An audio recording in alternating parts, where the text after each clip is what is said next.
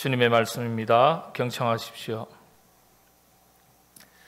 예수께서 무리를 보시고 산에 올라가 앉으시니 제자들이 나온지라 입을 열어 가르쳐 이르시되 심령이 가난한 자는 복이 있나니 천국이 그들의 것임이요. 아멘.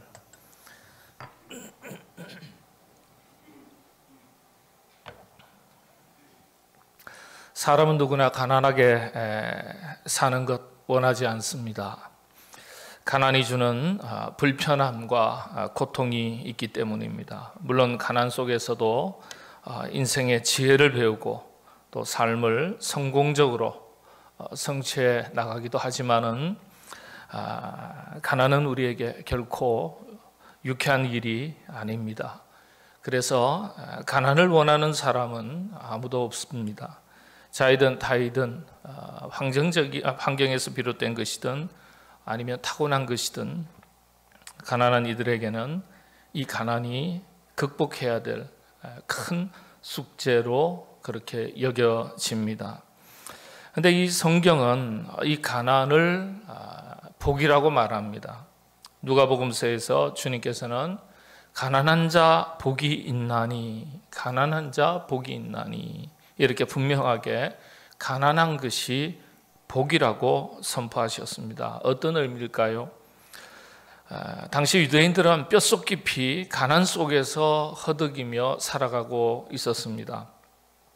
로마 식민 지배하에서 각종 징용과 공출로 인해서 초근목피, 그런 말이 있지 않습니까? 보릿고개 시절 초근목피로 연명했다. 그런 말이 우리나라에 있듯이 초근목피로 연명하듯이 살아가고 있는 그런 형편이었습니다. 가난은 유대인들에게 일상이었고 또 그 일상은 고통이었습니다. 이 때문에 유대 땅을 등지고 고향 땅을 등지고 이방 땅 헬라 땅으로, 그리스 로마로, 페르시아로, 또 더 나아가서는 지금의 동유럽의 여러 곳으로 흩어지기 시작했습니다. 살기 위해서 정든 땅을, 고향을 떠난 것입니다. 마치 일제시대 핍박 속에서 각종 공출과 징용을 견디다 못해서 고향을 던지고 지금의 만주 땅, 간도 땅으로 피난 가서 척박한 땅을 일구고 살았던 이 땅의 선조들의 이야기와 비교됩니다. 간도는요, 원래 이름이 간도죠. 만주라고 하지만 원래 이름은 간도 땅입니다. 이 간도는 북간도, 서간도로 나누는데 원래 이 땅은 우리나라 조선의 땅이었습니다. 1930년 로마 가톨릭 공식 문서에 남아있는 기록만 보더라도 간도는 조선 땅이라고 분명하게 명시되어 있습니다. 일본이 한반도를 점령하는 것을 묵인하고 대신 중국이 간도 땅, 만주 땅을 점령하는 것을 묵인하는 1909년도 간도 협약으로 인해서 마침내 우리 간도 땅이 중국 땅으로 넘어가게 된 것입니다. 이 사실을 대부분의 국민들이 잘 모르고 있습니다. 일제시대 이 땅의 핍박을 피해서 간도 땅으로 도피해간 백성들의 수가 100만 명에 이릅니다. 한 해 가장 많이 건너갈 때 그 수가 30만 명에 이른 것으로 기록에 남아 있습니다. 구한말 한반도의 인구가 1700만 명에서 1800만 명 사이인 것을 감안하더라도 실로 엄청난 숫자가 간도 땅으로 이주해 간 것입니다. 이렇게 한반도에서도 고통스러운 디아스포라가 있었습니다. 이처럼 팔레스타인 유대 땅에 교회가 탄생하고 핍박당하기 이미 이전부터 로마의 핍박 때문에 유대인들의 디아스포라가 있었습니다. 떠나지 못해서 남아있을 수밖에 없었던 유대 백성들에게, 그것도 가난에 찌들려 고통의 삶을 살아가던 유대인들에게 가난한 자가 복이 있다, 가난한 자 복이 있도다. 주님의 이 말씀이 과연 설득력 있는 선포이겠습니까? 한 청년, 나이 30의 한 청년의 미친 소리처럼 들릴 수도 있었을 것입니다. 그럼에도 불구하고 귀가 열린 사람들이 있었습니다.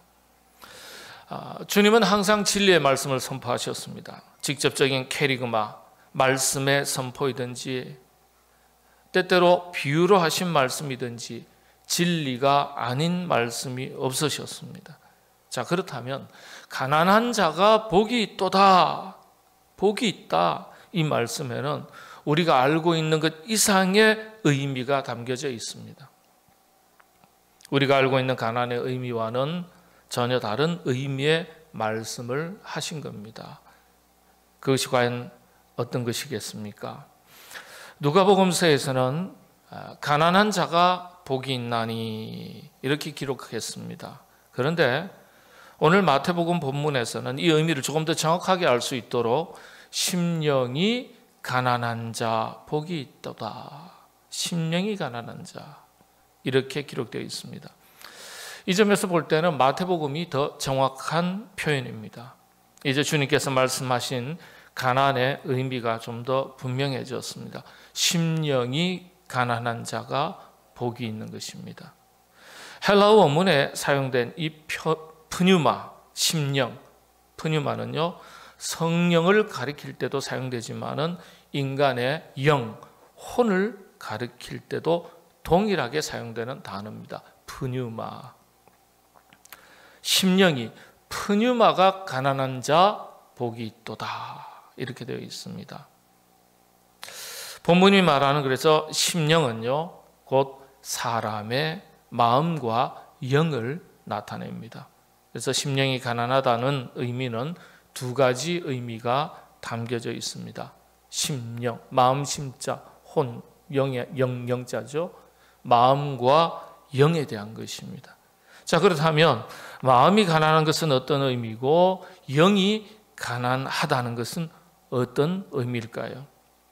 먼저 마음이 가난한 것에 대해서 의미를 살펴보도록 하겠습니다. 헬라 원문에는 번역이 상당히 까다로운 어려운 용어가 사용되었습니다. 프토코스라는 단어가 사용이 되었어요. 프토코스, 탁발성 혹은 웅크리다라는 단어를 사용했습니다. 심령이 가난한 자, 가난한 자, 아주 어려워요. 그런데 중국 한문 성경을 참고하면 이해가 쉬워집니다. 중국 한문 성경의 번역이 상당히 깊은 뜻을 담고 있습니다. 가난한 자 이렇게 표현하지 않고 겸손한 자 복이 있나니, 겸손, 타페이노스라는 단어가 겸손이라는 단어인데 그렇게 번역을 했습니다. 원래 원문에는 프토코스라고 되어 있습니다. 이 가난이라는 단어가. 그런데 또 다른 성경의 말씀에 겸손이라는 단어하고 이 프토코스라는 단어하고 그 의미가 거의 비슷해요. 그래서 중국 한문 성경에서는 번역을 할 때, 자신들의 언어 한문으로 번역할 때는 심령이, 마음이 겸손한 자 복이 있나니 이렇게 번역을 한 것 같습니다.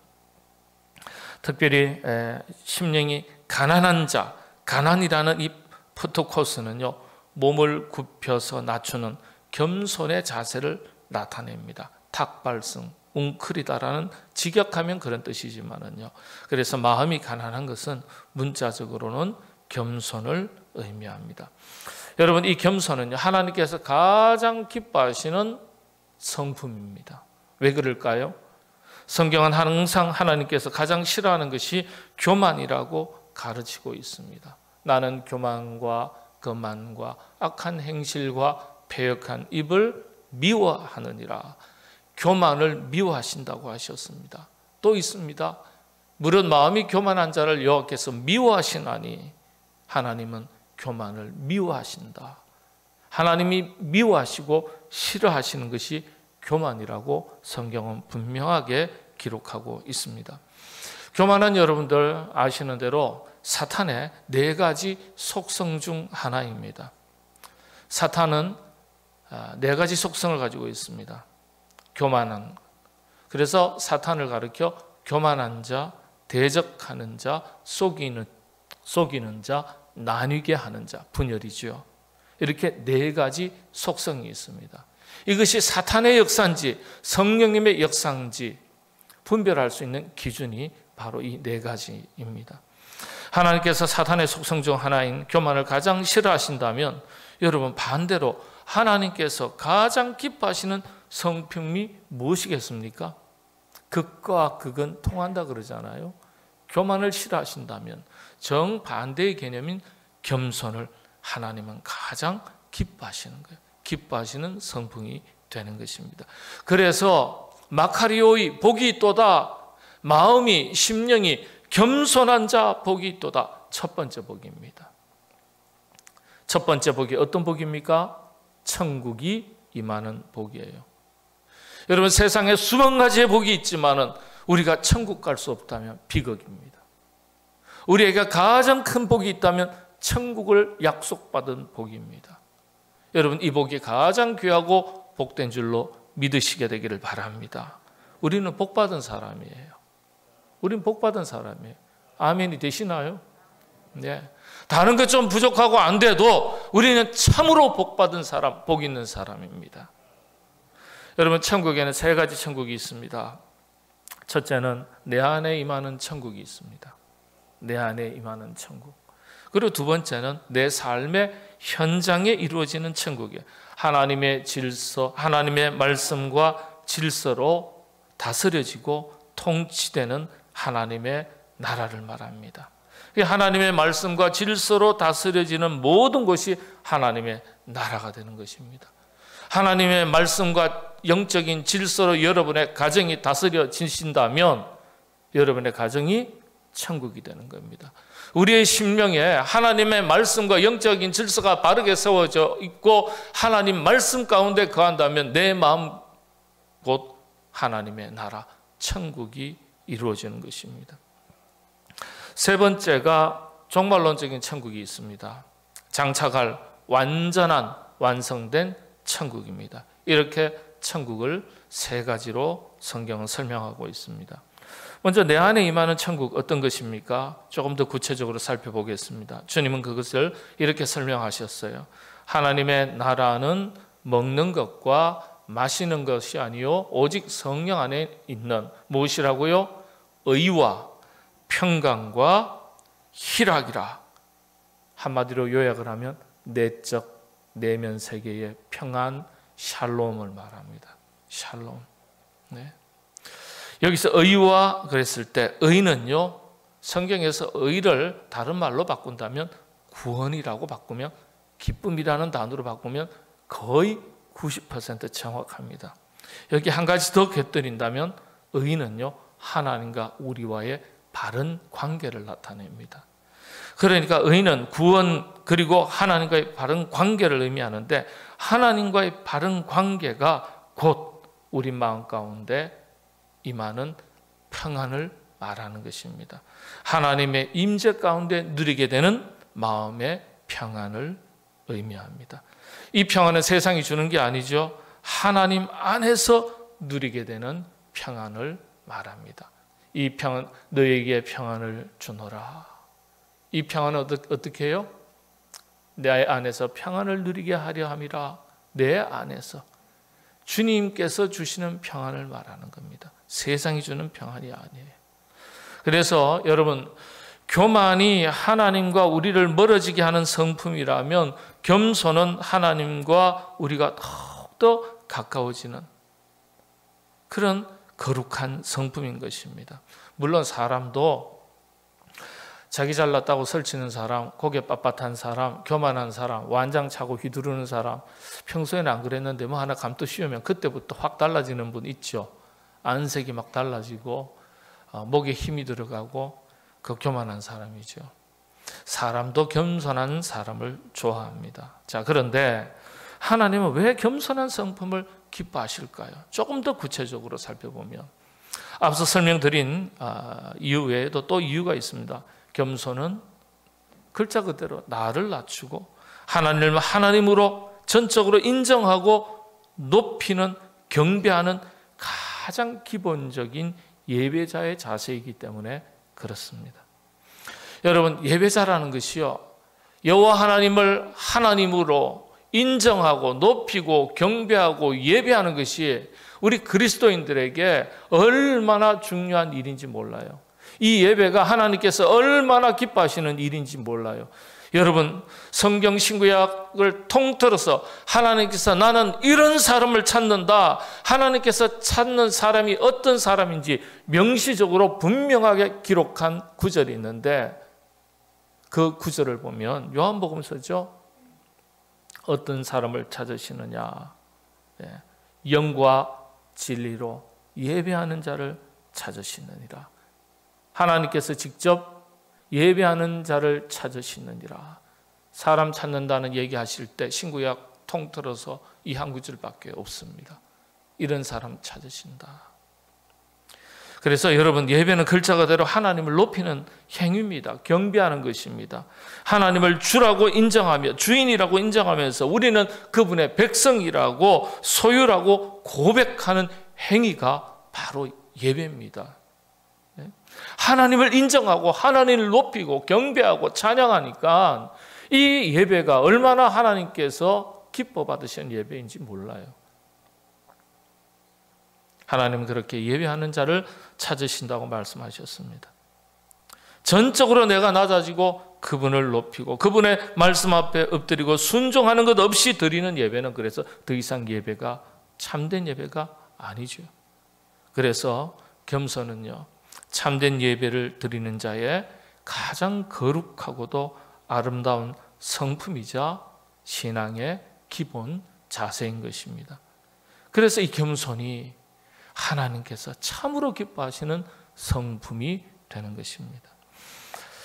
이렇게 겸손은 하나님의 깊은 임재를 경험하는 첫 번째 성품이 됩니다. 천국이 임하니까 우리가 주님 안에, 주님이 우리 안에 거하시는, 이게 천국의 첫 번째 기준이니까요. 그래서 그 임재 속에서, 그 안에서 평안, 샬롬, 천국을 누리는 것입니다. 그래서 천국이 저희 것임이라 이렇게 선포하시는 것입니다. 주님이 우리 안에, 말씀드린 대로 우리가 주님 안에 거할 때 주어지는 내적인 평안, 참된 평안이 우리 안에서 이루어지는 첫 번째 천국인 것을 말씀하신 것입니다. 오직 성령 안에서 주님께서 주시는 특별한 은혜죠. 그래서 복이라고 선포하신 것입니다. 중세교회 큰 산맥이라고, 초대교회 큰 산맥이라고 일컬어지는 성 어거스틴, 하나님 앞에서 그리스도인의 최고의 미덕 덕목을 묻는 질문에 3번씩이나 겸손이라고 대답을 합니다. 겸손의 반대는 교만이다. 교만은 그러면 무엇입니까? 이렇게 묻는 제자들의 질문에 나는 그래도 좀 겸손한 사람이지, 이렇게 생각하는 게 교만이래요. 나는 그래도 좀 겸손한 사람이지, 이렇게 생각하는 게 그게 교만이래요. 참 깊은 의미의 대답을 했습니다. 자기가 자신이 스스로 겸손한 사람이라고 생각하는 것 자체가 교만인데, 우리가 숨 쉬는 것을 여러분 느끼십니까? 못 느끼십니까? 못 느끼시잖아요. 그런 것처럼 우리가 숨 쉬는 것을 느끼지 못하고 숨을 쉬는 것처럼 우리 자신이 겸손해지려는 의식과 노력 없이도 아주 자연스럽게 낮아지고 겸손해질 수 있는 단계까지 깊어지는 것, 이런 단계가 최고의 겸손이라고 말씀드릴 수 있습니다. 그러니까요, 이 겸손은 의제적인 것으로부터 출발하지만은 나중엔 자연스러운 것이 돼야 돼요. 몸에 아주 익숙한 것이 되어서 말이나 행동이나 무엇이든지 우리 호흡을, 숨을 쉴 때도 숨 쉬는 것조차 느끼지 못하는 것처럼 항상 겸손이 몸에 배어 있을 때, 그때 그 성품을 하나님께서 가장 기뻐하시는 것입니다. 하나님께서는 이처럼 참 겸손한 자를 가까이 하시고 교만한 자를 멀리 하십니다. 교만한 자를 참 멀리 하십니다. 이 말씀이 시편의 말씀, 잠언서의 말씀 거듭거듭 반복됩니다. 겸손한 자에게 은혜를 주신다. 교만한 자는 물리치신다. 그런데 우리에게 한 가지 문제가 있다면 본성적으로 겸손이 잘 안 돼요. 본성적으로. 왜 그렇습니까? 본성이 타락했기 때문에. 우리의 본성 가운데 무엇이 스며들어와 있습니까? 죄성이 스며들어와 있는 거예요. 이 죄성이 사탄의 속성이에요. 말씀드렸죠? 교만한 자, 대적하는 자, 속이는 자, 나뉘게 하는 자. 그러니까 우리의 본성이 물들어 있기 때문에 이런 죄성, 교만이 내재되어 있는 겁니다. 그러니까요, 높아지고 싶은 욕심이 밑바닥에서 붙어 있는 거예요. 세상 사람들이여 모두가 나를 주목하시오. 이해가 되시나요? 네, 공주병 환자 그렇죠. 네, 왕자병, 공주병. 세상 사람들이여 모두가 나를 주목하세요. 네. 이런 것들을 성령님의 도우심을 통해서 우리가 이겨낼 수 있어야 합니다. 우리 힘으로 본성이 타락한 것을 우리가 쉽게 이겨내기가 참 어렵습니다. 이런 죄성 때문에 우리가 예수 그리스도를 믿으면서도 날마다 영적 전쟁을 치르면서 살아가는 거예요. 지치는 거예요. 그래서 주님은 우리들에게 이렇게 말씀하시죠. 수고하고 무거운 짐진 자들아 다 내게로 오라. 수고하고 무거운 짐진 자, 이건 우리가 일상을 살아가다가 세상을 살아가다가 인생살이에 먹고 있고 사는 문제 때문에 수고하고 지치고 무거운 짐진 자만을 말씀하시는 게 아니에요. 영적 전쟁 속에서 우리의 본성의 타락 속에서 우리의 영혼이 지치는 걸 말하는 거예요. 영적 전쟁에서 그래도 믿음으로 살아보려고 애쓰고 노력하는데도 불구하고 또 쓰러지고 또 쓰러지고 또 일어나고 그 속에서 우리의 영혼이 지치는 거예요. 수고하고 무거운 짐진 자들아 다 내게로 오라. 내가 너희를 쉬게 하리라. 그 다음 말씀이 참 중요합니다. 나는 마음이 같이 읽으시죠. 온유하고 겸손하니 나의 멍에를 메고 내게 배우라. 그리하면 너희 마음이 쉼을 얻으리니. 내게로 와서 배우라고 말씀하세요. 뭘 배우라고요? 온유와 겸손을 배워라. 왜 그럴까요? 이것이 우리에게 복이 되기 때문에. 복이 되기 때문에. 어떤 복입니까? 내게 와서 배워라. 그렇게 되면 너희 마음이 쉼을 얻게 된다. 쉼을 얻게 된다. 내적인 샬롬을 말합니다. 참된 평안을 말합니다. 우리가 모든 것을 쌓아놓고서도 마음의 평안함을 잃어버리고 기쁨을 잃어버리고 살 때가 참 많습니다. 이런 우리의 마음에 지치고 상한 심령 가운데 참된 평안, 안식, 쉼을 주시겠다. 그래서 내게로 와서 배워라. 온유와 겸손을 배워라. 온유는 부드러운 걸 말합니다. 네. 겸손 말씀드렸죠. 오늘을 살아가는 우리 모두 몸도 지쳐있고 마음도 지쳐있습니다. 몸도 피곤하고 마음도 피곤합니다. 인간관계도 복잡합니다. 누구는 밉게 보이고 누구는 곱게 보이고 전후 좌우에 한번 얼굴 보시죠. 저 사람은 내게 참 곱게 보이고 저 인간은 내게 조금 밉게 보이고 그때는 사람이 아니에요. 인간이라 그러죠. 예, 누구는 밉게 보이고 누구는 곱게 보이고 수많은 사람들과의 인간관계 속에서 실타래처럼 뒤엉켜 복잡하게 살아갑니다. 그 속에서 우리 영혼이 지쳐가는 겁니다. 그래서 역사 이래로 지금 이 시대가 가장 마음의 병, 정신병이 제일 많습니다. 우울증이 제일 많은 시대입니다. 왜입니까? 마음이 쉬지를 못해서. 어느 가정, 어느 심령치고 정말 마음의 쉼을 누리는 심령들이 드물어요. 드물어. 더욱이 코로나19로 인해서 보건복지부가 발표한 2021년 코로나19 국민 정신건강 실태조사 이런 제목이에요. 결과에 따르면 지난해 4분기 12월이죠. 10월, 11월, 12월 4분기 우울 위험군의 비율이 전 국민 대비 18.9%였습니다. 위험하다는 거예요. 전 국민의 5명 중에 1명이 위험하다는 거예요. 작년 3월에는요 22.8%까지 올라갔어요. 전 국민이 5명 중 1명이 우울 위험의 상황에 놓인 거예요. 병원에서 공식적으로 우울증으로 진단받은 환자만 50만 명입니다. 실제 환자는 3배에서 4배로 추정합니다. 200만 명 정도로. 실제 환자는. 우울증과 우울감은 또 틀린데요. 경계선에 있는 사람까지 포함합니다. 우울증으로 넘어가기 직전에 경계선에 있는 우울감을 느끼는 사람의 수는 이보다 몇 배나 더 많다고 알려져 있습니다.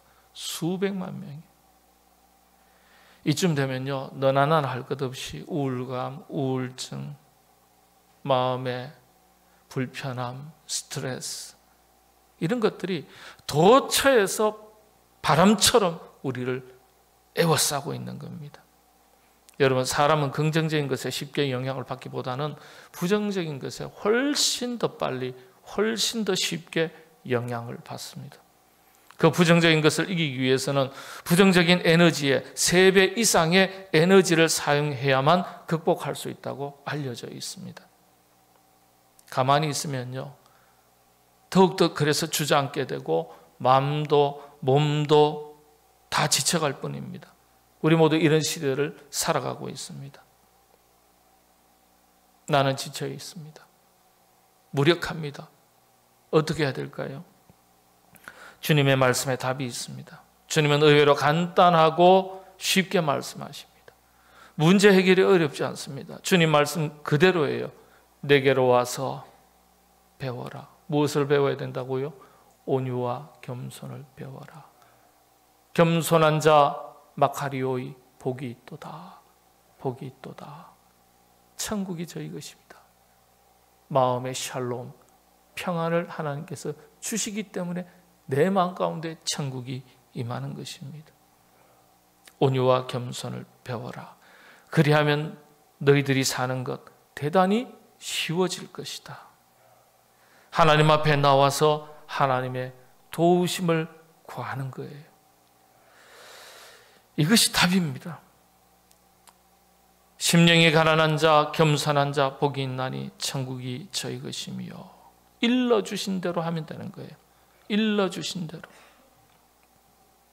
이것을 믿으시게 되기를 바랍니다. 이게 팔복, 첫 번째 복, 마음이 가난한 자, 겸손한 자가 누리는 복입니다. 이런 복을 모든 분들이 다 누리시게 되기를 바랍니다. 마지막 말씀 하나 찾고 같이 읽고 마치겠습니다. 말씀은 나의 힘이요 능력이라고 우리가 늘 그렇게 고백하고 있지 않습니까? 베드로전서 5장 7절의 말씀인데요, 우리 마음에 꼭 새기고 살아야 될 말씀입니다. 같이 읽겠습니다. 너희 염려를 다 주께 맡겨버리라. 이는 저가 너희를 권고하심이니라. 권고, 영어에서는 카운셀링, 이 원문에서는 위로, 격려, 문제 해결, 회복이라는 뜻입니다. 위로, 격려, 문제 해결, 회복이라는 뜻입니다. 너희 염려를 다 주께 맡겨라. 하나님께서 권고하신대요. 위로해 주신답니다. 격려해 주신답니다. 문제 해결해 주신답니다. 흥크러져 있고 찢겨져 있고 상처나 있고 무너져 있는 것을 회복시켜 주신답니다. 우리 인생, 우리 염려 다 하나님께 맡기시게 되기를 바랍니다. 맡기고 가난한 마음, 겸손한 마음으로 주를 더 많이 신뢰하고 살아가시게 되기를 바랍니다.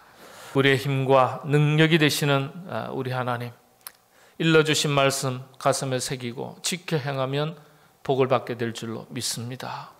마음이 가난한 자, 겸손한 자, 주를 주로 고백하고 나는 그의 백성이라 나를 낮추고, 그러면 우리 안에 하나님의 임재 가운데 천국을 경험하도록, 마음의 참된 안식과 쉼과 평안을 경험하도록 하나님께서 복을 더하시겠다 약속하셨습니다. 여러분, 그와 같은 복이 우리 가운데 임하시게 되기를 바랍니다. 그런 마음으로 우리가 이 시간 함께 결단의 기도 드리고, 또 가지고 오신 개인의 기도의 제목 드린 또 봉헌의 물질로 함께 기도하겠습니다. 기도합니다. 아버지 하나님, 마음이 심령이 가난한 자 복이 있다 말씀해 주셨으니 감사합니다. 우리가 어찌 살아야 복을 누리고 살 수 있는지, 어찌해야 천국을 경험하고 살 수 있는지 영적인 비결을 일러주셨으니 감사합니다. 우리의 마음이 겸손하지 못했을 때가 참 많습니다.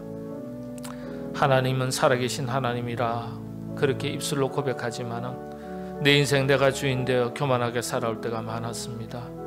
그러니 어찌 우리 안에 하나님의 임재가 있으며 하나님의 임재 가운데 하나님께서 주시는 참된 평안의 복을 누릴 수 있었겠습니까? 아버지 하나님, 참으로 우리 가운데 성령님 도와주셔서 마음이 가난한 자, 겸손한 자로 살게 하시고 하나님께서 약속하신 천국이 이름하는 그 복을, 참된 평안과 안식, 평강을 누리는 그 복을 우리에게 허락하여 주시옵소서. 아버지 하나님, 지쳐있는 사랑하는 모든 주의 권속들 가운데 아버지 하나님 공고하여 주옵소서. 위로해 주시고 격려해 주시고 문제를 해결해 주시고 아버지 하나님 무너진 모든 것들, 흔들리는 모든 것들을 회복시켜 주시옵소서. 마음이 가난한 자, 겸손한 자 복이 있다 말씀하셨으니 천국을 누리는 그 복을 주시겠다 약속해 주셨으니 마음에 참된 안식과 평안과 평강을 주시겠다 말씀해 주셨으니 고단한 세상 지쳐있는 심령들 가운데 주여 이 복을 허락하여 주시옵소서. 주님 앞에 더 많이 낮아지게 하여 주시옵시고 나는 낮아지고 주님이 높아지고 내 안에 내가 주인 되어 살아가는 교만함은 사라지게 하시고 내 안에 성령님 임재하여 주시사 말씀이 이끄시는 대로 성령님 인도하시는 대로 살아서 약속하신 천국이 우리 심령 가운데 먼저 임하는 그 복을 누리게 하여 주시옵소서. 주께서 권고해 주신다 하셨으니 주여 코로나19 상황 가운데 지치고 상한 심령들 가운데 주여 위로해 주시고 격려해 주시고 어려운 문제 해결해 주시고 상처나고 찢겨지고 흔들리고 무너진 모든 것들을 회복시켜 주시옵소서. 귀한 물질 주님 앞에 올려드립니다. 마음을 드립니다. 정성을 다하여 드립니다. 온전하게 드립니다. 열의 하나는 주님의 것이라 여호와의 것이라 일러주신 말씀 지켜 행하여 드립니다. 주여 약속하신 복을 넘치도록 더하여 주시옵소서. 저들의 가정이 복이 임하게 하시고 저들의 사업에 복이 임하게 하여 주시고 저들의 수고의 손에 열매가 많게 하여 주옵소서. 감사함으로 드립니다. 더 큰 감사가 많게 하여 주시옵소서. 나누고 베푸는 일에 하나님 드립니다. 선교로 드립니다. 구제로 드립니다. 아버지 하나님이여 받기보다는 베푸는 자가 복되다 하셨으니 그 복이 임하게 하여 주시옵소서. 아버지 하나님이여 헌당을 위한 귀한 돌다섯개 물질이 있습니다. 아버지 하나님 주의 몸 된 교회 성도들의 눈물과 기도와 땀과 귀한 물질 마음으로 주님 앞에 세워지는 성전인 줄로 믿습니다. 그와 같은 일에 귀한 것 드리는 손길들 위해 주여 저들의 믿음의 집이 든든하게 설 수 있도록 인도하여 주시옵소서. 지금은 예수 그리스도 성자 하나님의 은혜와 여호와 성부 하나님의 극진하신 사랑하심과 성령 하나님의 감동, 감화, 교통하심의 역사가 말씀 앞에 새로운 믿음의 삶을 다짐하고 세상으로 돌아가는 사랑하는 모든 주의 권속들 위해 저들의 가정과 삶의 터전, 주의 몸된 우리 교회 연약한 성도들 위해 길 떠나 있는 우리의 가족들, 조국 대한민국에 영원토록 함께 하옵시기를 간절히 축원하옵나이다. 아멘.